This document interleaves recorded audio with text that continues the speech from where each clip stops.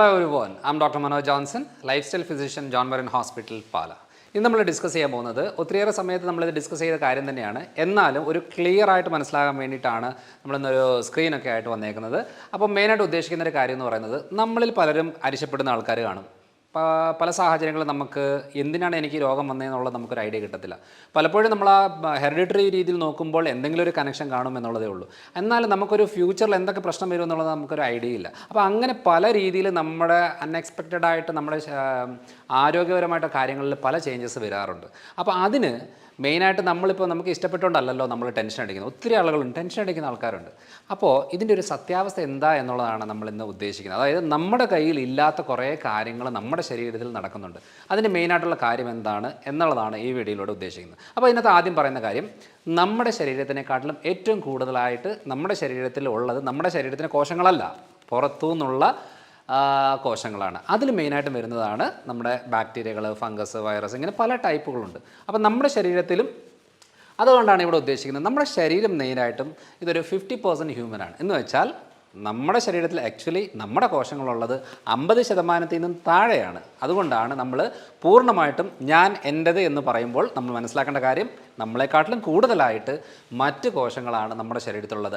ആ കോശങ്ങളാണ് നമ്മുടെ സ്വഭാവം തീരുമാനിക്കുന്നത്, ആ കോശങ്ങളാണ് മുടി കൊഴിച്ചിൽ തീരുമാനിക്കുന്നത്, ആ കോശങ്ങളാണ് auto immune disorder, life style ഡിസീസുകൾ, ഗട്ട് വയറ് സംബന്ധമായിട്ടുള്ള പ്രശ്നങ്ങൾ, ഉറക്കത്തിൻ്റെ ബുദ്ധിമുട്ടുകൾ, സ്കിന്നിൻ്റെ കളറ്, എല്ലാ കാര്യങ്ങളും തീരുമാനിക്കുന്നത് ഈ വേറെ കോശങ്ങളാണ്. ഈ കോശങ്ങളാണ് നമ്മുടെ ശരീരത്തിലെ കോശങ്ങളിലെ ചേഞ്ചസ് വരുന്നത്. അപ്പോൾ ആ കോശങ്ങൾ എന്തൊക്കെയാണ് എന്നുള്ളതാണ്. അപ്പോൾ നമ്മുടെ ശരീരത്തിൽ 50% കുറവാണ് നമ്മുടെ കോശങ്ങളുള്ളത്. അപ്പോൾ എന്തൊക്കെയാണ് ഉള്ളത് എന്നുള്ളതാണ് നമ്മൾ നോക്കുന്നത്. അപ്പോൾ ഇതിൽ നോക്കിയേ, നേരായിട്ടും നമ്മുടെ ശരീരത്തിലെ ഹ്യൂമൻ ജീനും സെൽസൊക്കെ നമുക്കറിയാം. പൊതുവേ ഹ്യൂമൻ ജീൻസ് ഉള്ളത് 25,000 അതായത് 25,000 ആണ്. പക്ഷേ ബാക്ടീരിയൽ ജീൻ എത്ര ഉണ്ടെന്ന് നോക്കിയേ, 5 മില്യൺ ആണ്. ഈ 5 മില്യൺ ബാക്ടീരിയൽ ജീനാണ് നമ്മുടെ മെയിനായിട്ടും. ഈ 5 മില്യൺ ആണ് സത്യം പറഞ്ഞാൽ ബാക്ടീരിയൽ ജീനുള്ളത്. അതേപോലെ തന്നെ നമ്മൾ നോക്കിക്കേ, 30 ട്രില്യൺ ഹ്യൂമൻ സെൽസ് ആണ്. അപ്പം നമുക്കറിയാമല്ലോ നമ്മുടെ മില്യൺ എത്രയാണ്, ബില്യൺ എത്രയാണ്, ട്രില്യൺ എത്രയാണെന്നുള്ളത്. അപ്പം മില്യൺ എന്ന് പറയുന്നത് 10 ലാക്സിനെയാണ് നമ്മൾ മില്യൺ എന്ന് പറയുന്നത്. ബില്യൺ എന്ന് പറയുന്നത് നമ്മുടെ 10 മില്യനെയാണ് നമ്മൾ ബില്യൺ എന്ന് പറയുന്നത്. അപ്പോൾ അതേപോലെ 1000 ബില്യനെയാണ് നമ്മൾ ട്രില്യൺ എന്ന് പറയുന്നത്. അപ്പം നോക്കിക്കേ, 30 ട്രില്യൺ ആണ് ഹ്യൂമൻ സെൽസ് ഉള്ളത്. പക്ഷേ നമ്മുടെ ബാക്ടീരിയൽ സെൽസ് എത്രയാണ് നോക്കിയാൽ 40 ട്രില്യൺ. അതായത് ചുരുക്കി പറഞ്ഞാൽ നമ്മുടെ ശരീരത്തിനെക്കാട്ടിലും കൂടുതലായിട്ട് നമ്മുടെ ശരീരത്തിലുള്ളത് ബാക്ടീരിയസ് ആണ്. ബാക്ടീരിയസ് എന്ന് പറയുന്നത് ഗട്ട് മൈക്രോബയോംസ് എന്ന് പറയും. അതിനകത്ത് ബാക്ടീരിയ മാത്രമല്ല പല ടൈപ്പ് മൈക്രോ ഓർഗാനിസംസ് ഉണ്ട്. മെയിനായിട്ട് നമ്മൾ അറിയേണ്ട ഒരു കാര്യം എന്ന് പറയുന്നത്, ഏറ്റവും കൂടുതൽ പ്രശ്നങ്ങൾ ഉണ്ടാകുന്നതിൻ്റെ ഒറിജിൻ കിടക്കുന്നത് സത്യം പറഞ്ഞാൽ ഈ ഗ്യാസ്ട്രോ ഇൻറ്റെസ്റ്റിനൽ ട്രാക്ട് എന്ന് പറയുന്നതാണ്. അതായത് നമുക്കിതൊരു വാ തൊട്ട് മലദ്വാരം വരെ ഒറ്റ കണക്ഷനാണ്. ഞാൻ പല വീഡിയോകളും പറയുന്നൊരു കാര്യമാണ്. ഇതിനകത്ത് നമ്മളൊരു 3 പാർട്ടായിട്ട് ഇതിനെ എടുക്കുകയാണെങ്കിൽ ഇത് നമ്മുടെ ഒരു സ്റ്റൊമക്ക് ഏരിയ ആണ്. അപ്പോൾ ഈ സ്റ്റൊമക്ക് ഏരിയ എന്ന് പറയുന്നത് നമുക്ക് ഇതിനെയാണ് ഫസ്റ്റ് പാർട്ട് എന്ന് പറയുന്നത്. ഈ സ്റ്റൊമക്ക് ഏരിയയുടെ പ്രത്യേകത എന്ന് വെച്ചാൽ ഏറ്റവും കൂടുതൽ ആസിഡ് പ്രൊഡക്ഷൻ നടക്കുന്നതും ഹൈലി അസിഡിക് ആയിട്ടുള്ളൊരു ഏരിയ ആണ്. അതായത് നമ്മളൊരു 0.822 ആണ് ഇതിൻ്റെ pH. ഈ pH എന്ന് പറയുന്നത് സാധാരണ രീതിയിൽ നമ്മൾ ഇപ്പോൾ നമ്മുടെ കാടുകളിലൊക്കെ നോക്കുമ്പോൾ സിംഹം, പുലി, കടുവ, അങ്ങനെ പല രീതിയിലുള്ള കാർണിവേഴ്സ് ഉണ്ട്. അതായത് മാംസം മാത്രം ഭക്ഷിച്ച് ജീവിക്കുന്ന അനിമൽസാണ്.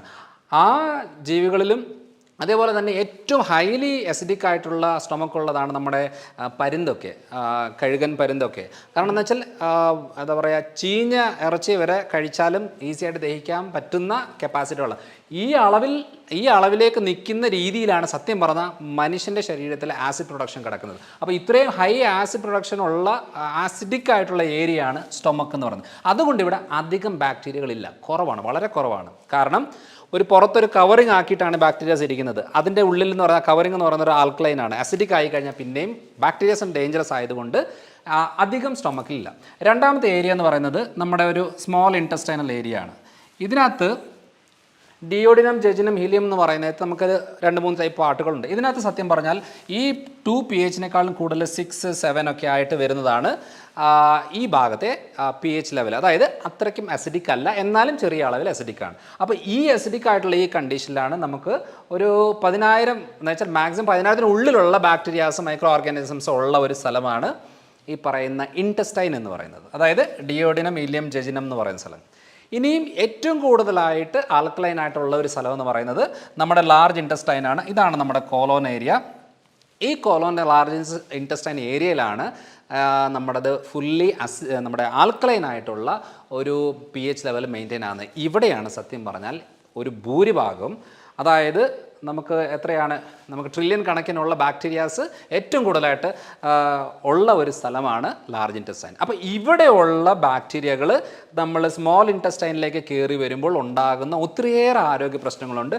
ഇത് ഏറ്റവും കൂടുതൽ ആൽക്കലൈന്, പിന്നെ അസിഡിക്, പിന്നെ ഏറ്റവും കൂടുതൽ അസിഡിക്, ഇങ്ങനെയാണ് രീതികൾ കിടക്കുന്നത്. അപ്പോൾ ഈ ഒരു രീതിയിലാണ് നമ്മുടെ വയറിൻ്റെയും കുടലിൻ്റെയും ആമാശയത്തിൻ്റെ, അതായത് വൻകുടലിൻ്റെയും ഒക്കെ pH ലെവൽ മെയിൻറ്റെയിൻ ചെയ്യുന്നത്. ഇവിടെ അപ്പോൾ ഇപ്പോൾ മനസ്സിലാവില്ല എവിടെയൊക്കെയാണ് നമുക്ക് ബാക്ടീരിയാസ് കൂടുതലുള്ളത്, എവിടെയൊക്കെയാണ് കുറവുള്ളത് എന്നുള്ളത്. ബാക്ടീരിയ എന്ന് പറയുമ്പോൾ ബാക്ടീരിയ മാത്രമല്ല, പല ടൈപ്പ് ഉണ്ട്. അപ്പോൾ അതിൽ നമുക്ക് ആദ്യമായിട്ട് വരുന്ന കാര്യം, ഇതിപ്പോൾ നമ്മൾ ഇത്രയും നേരം പറഞ്ഞുകൊണ്ടിരുന്ന ബാക്ടീരിയയെ കുറിച്ചാണ്. അപ്പോൾ ഇതിപ്പം ബാക്ടീരിയസ് ആണ്. പക്ഷേ ബാക്ടീരിയസ് മാത്രമല്ല, നമുക്ക് ഫംഗസ് ഉണ്ട്. കാരണം പലതരം ഇപ്പോൾ ഡൈജഷൻ്റെ കാര്യത്തിലായാലും ഇമ്മ്യൂണിറ്റിയുടെ കാര്യത്തിലും പല കാര്യങ്ങൾക്ക് നമുക്ക് ഫംഗസും കൂടെ ആവശ്യമുള്ളതാണ്. അപ്പോൾ ഫംഗസ് ആവശ്യം പോലെ നമ്മുടെ കുടലിലുണ്ട്. അതേപോലെ തന്നെ നമ്മുടെ ഈ പാരസൈറ്റ്സ്, ഹെൽമിന്തസ് എന്ന് പറയുന്നത് നമുക്ക് ഈ വര പോലത്തെ പല ടൈപ്പിൻ്റെ ഓർഗാനിസംസ് ഉണ്ട്. അതേപോലെ തന്നെ വൈറസ്, ആവശ്യം പോലെ വൈറസുകൾ നമ്മുടെ കുടലിലുണ്ട്. അപ്പം ഒന്ന് മനസ്സിലാക്കിയാൽ മതി, നമ്മൾ സാധാരണ ബാക്ടീരിയ എന്ന് പറഞ്ഞാലും ഈ പലതരം, ഇതിനകത്ത് ഈസ്റ്റ്, അങ്ങനെ പല ടൈപ്പിൻ്റെ മൈക്രോ ഓർഗാനിസംസ് ആണ് നമുക്ക് നമ്മുടെ കുടലിൽ ഉള്ളത്.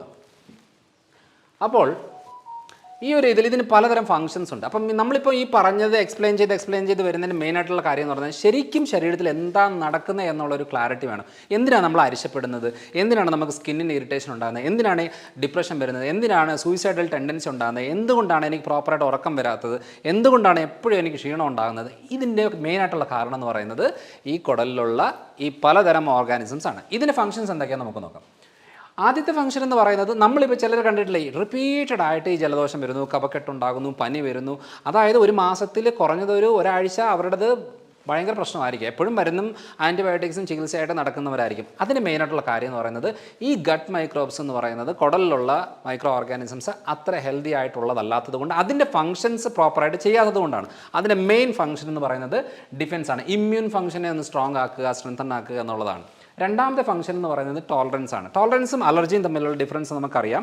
എന്നാലും ഞാൻ ഒന്നുകൂടെ പറയാം. അലർജി എന്ന് പറയുന്നത്, ഇപ്പോൾ നമ്മളിപ്പോൾ ഒരു ബീഫ് കഴിക്കുന്നു, അല്ലെങ്കിൽ ഒരു മഷ്റൂം കഴിക്കുന്നു, അല്ലെങ്കിൽ ഒരു ഷ്രിംപ് അല്ലെന്നുണ്ടെങ്കിൽ പ്രോൺസ് എന്തെങ്കിലും കഴിക്കുന്നു, അതിൻ്റെ ഭാഗമായിട്ട് നമുക്ക് ശരീരത്തിൽ ചൊറിച്ചിലായിട്ടോ കുരുക്കളായിട്ടോ അല്ലെങ്കിൽ വയറുവേദനയായിട്ടോ അങ്ങനെ പല രീതിയിലുള്ള ബുദ്ധിമുട്ടുകൾ കഴിച്ച ഒരു 2-3 മണിക്കൂറിനുള്ളിൽ വരുന്നതിനാണ് നമ്മൾ അലർജി എന്ന് പറയുന്നത്.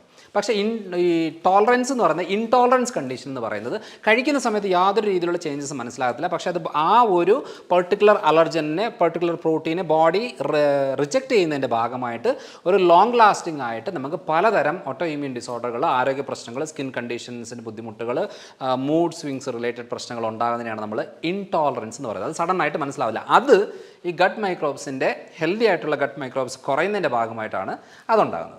ഇനി വരുന്ന നെക്സ്റ്റ് കാര്യം എന്ന് പറയുന്നത്, എല്ലാവർക്കും അറിയാവുന്ന കാര്യമാണ് നമ്മുടെ ഡൈജഷൻ ആൻഡ് അബ്സോർപ്ഷൻ.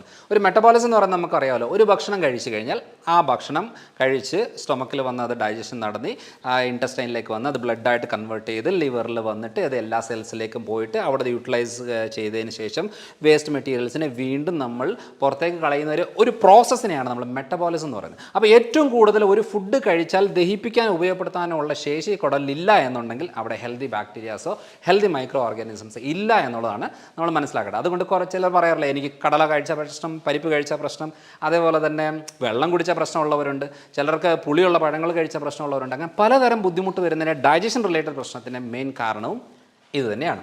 ഇനി അടുത്തൊരു കാര്യം എന്ന് പറയുന്നത്, ഇതാണ് ഭൂരിഭാഗം ആളുകളും അവർ വേറെ ട്രാക്കിൽ പൊയ്ക്കൊണ്ടിരിക്കുന്ന കാര്യമാണ്. ഈ ഗട്ട് ബ്രെയിൻ ക്രോസ് ടോക്ക് എന്ന് പറയും. എന്ന് വെച്ചാൽ നമ്മുടെ ഈ അരിശം, ദേഷ്യം, ടെൻഷൻ, ഇറിറ്റേഷൻസ്, മൂഡ് സ്വിങ്സ്, അതേപോലെ തന്നെ എപ്പോഴും ഫാറ്റിഗാണ്, അതായത് ടയർഡായിരിക്കുന്ന ഒരു കാര്യം, ഒരു ഗോൾ സെറ്റ് ചെയ്യാൻ പറ്റുന്നില്ല, ഒരു കാര്യം ചെയ്യാൻ പറ്റുന്നില്ല, എന്തെങ്കിലുമൊക്കെ ചെയ്യണമെന്ന് ആഗ്രഹം കാണും, പക്ഷേ ശരീരവും മനസ്സും അതിന് സമ്മതിക്കാത്ത രീതികൾ കാണും. അപ്പം പലതരം നമ്മുടെ ഒരു പ്രൊഫഷണൽ ലൈഫിനെ, പേഴ്സണൽ ലൈഫിനെ വരെ സ്പോയിൽ ചെയ്യുന്ന രീതികൾ നടക്കുന്നതിൻ്റെ മെയിൻ കാരണങ്ങൾ എന്ന് പറയുന്നത്, ഇപ്പോൾ സെറട്ടോണിൻ എന്ന് പറയുന്ന ഒരു ഹോർമോൺ ന്യൂറോ ട്രാൻസ്മിറ്റർ ഉണ്ട്.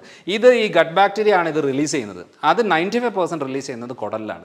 ഈ കുടലിൽ റിലീസ് ചെയ്തിട്ട് ഈ സെറട്ടോണിനാണ് ഈ പെരിസ്റ്റാൾട്ടിക് മൂവ്മെൻറ്റ് എന്ന് പറയും, കുടലിലെ മൂവ്മെൻറ്റുകളെ ക്ലിയർ ആക്കിയിട്ട് മോഷൻ ക്ലിയർ ആക്കാനായിട്ട് ഹെൽപ്പ് ചെയ്യുന്നത്. ഈ സെയിം സെറട്ടോണിനാണ് ബ്ലഡിലേക്ക് എൻ്റർ ആയിട്ട് വേഗസ് നെർവ് വഴി ബ്രെയിനിലേക്ക് വന്നു കഴിയുമ്പോഴാണ് അതിന് ഹാപ്പിനെസ് അല്ലെങ്കിൽ ഒരു സന്തോഷം എന്ന് പറയുന്നൊരു ഫീൽ കിട്ടുന്നത്. അപ്പോൾ ഈ ഗട്ട് ബാക്ടീരിയസ് കുറയുമ്പോൾ സെറട്ടോണിൻ്റെ പ്രൊഡക്ഷൻ കുറയും. സെറട്ടോണിൻ്റെ പ്രൊഡക്ഷൻ കുറയുമ്പോൾ ഇവിടെ ഒന്നോ കോൺസ്റ്റിപ്പേഷൻ റിലേറ്റഡ് എന്തെങ്കിലും പ്രശ്നമായിരിക്കും, അടുത്തത് വരുന്നത് ഹാപ്പിനെസ്. അതായത് നമുക്ക് എത്രയൊക്കെ സന്തോഷം ഉണ്ടെന്ന് പറഞ്ഞാലും നമുക്ക് ആ സന്തോഷം ആസ്വദിക്കാൻ പറ്റാത്ത ഒരു സാഹചര്യമായിരിക്കും. ഇതാണ് മെയിനായിട്ടും നമ്മൾ മനസ്സിലാക്കേണ്ടത്.